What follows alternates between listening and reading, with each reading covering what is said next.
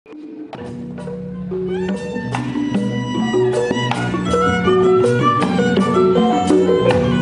tengah modernisasi Jakarta, Rawabelong tetap menjaga identitasnya. Di sini, Sanggar Si Pitung berdiri bukan demi ketenaran, melainkan sebuah tanggung jawab untuk merawat tradisi.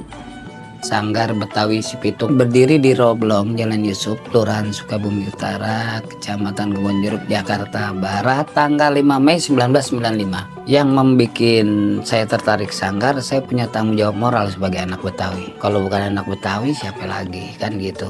Kedua, saya kepengen anak-anak Jakarta, khususnya Betawi, dia mencintai budayanya. Terus bagaimana strategi saya? Saya mengambil konsep ikhlas pahlawan Betawi yang namanya Si Pitung, yang kebetulan orang Rawabelong. Dia berjuang ikhlas tanpa pamrih. Saya ambil konsep ikhlasnya. Kong Pitung saya berjuang juga, cuman di bidang seni dan budaya. Tanpa pamrih, Kong.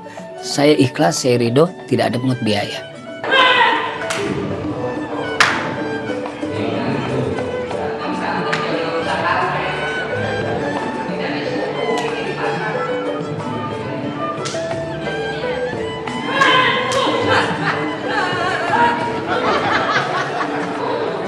Saya bergabung di Sanggar Si Pitung itu dari umur 3 tahun. Ya, dulunya itu saya lihat abang-abang saya pada belajar silat di Sanggar Si Pitung. Lalu ketika saya lihat, saya tertarik nih. Akhirnya bergabunglah ke Sanggar Si Pitung.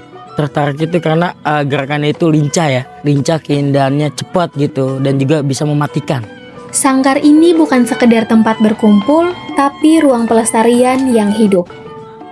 Apa aja sih yang ada di Sanggar Si Pitung? Diawali dengan mengaji. Setelah itu baru main pukulan, pencak silat nih. Belajar silat cingkrik kebetulan. Jadi asli mainan Rawabelong itu cingkrik. Dari silat cingkrik kita kembangin belajar palang pintu. Dari silat kita kembangin lenong. Nah kemudian dikembangkan lagi di Sanggar latihan nari. Jadi dulu nih di Betawi itu ketika dia belajar silat, dia tidak pernah menyebut saya mau belajar beksih, saya mau belajar cingkrik, saya mau main pukul sama Kong Uming misalnya.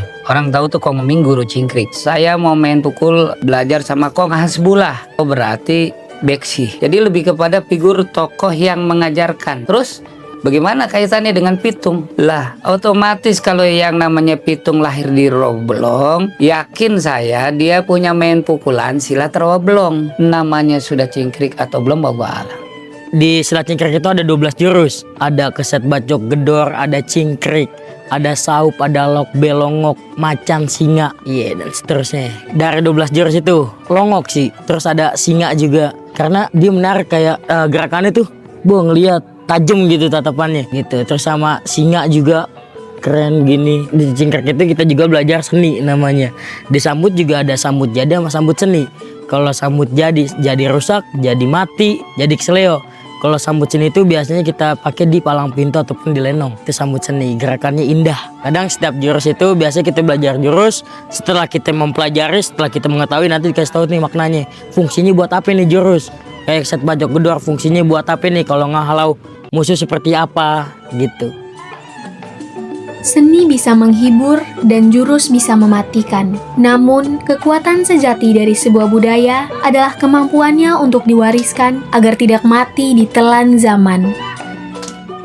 Paling tidak ilmu yang didapat di Sanggar Si Pitung ini bermanfaat untuk orang banyak. Ingat, silat bukan buat tawuran, bukan buat kesombongan, bukan buat kejahatan. Jangan memukul sebelum dia mukul. Itu kita isi kupingnya terus. Ingat sama orang tua juga. Ingat juga harus 5 waktunya supaya ngirimin guru-gurunya yang terdahulu. Kayak gitu. Jadi bukan hanya belajar silat aja. Bukan hanya targetnya gua harus lomba menang. Enggak. Yang penting bagaimana kita mengembangkan dan melestarikan lewat budaya silat. Yang bisa silat, yang bisa pantun lewat budaya pantun. Yang perempuannya agung memasak kuliner Betawi, itu juga udah mengembangkan dan melestarikan budaya Betawi. Jadi kalau saya, setelah saya mungkin nanti nggak ada, mesti ada lagi nanti Bang Bahtiar lagi. Ucup udah gendut bulat gitu, mesti ada Ucup lagi. Mesti ada Pitung lagi anak saya.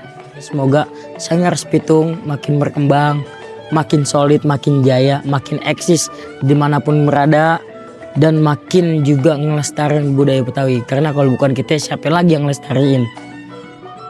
Dari Ciawi ke Cabang Bungin, ke Cipete lewat Semanggi. Seni budaya Betawi kudu kita kembangin. Kalau bukan kita, siapa lagi?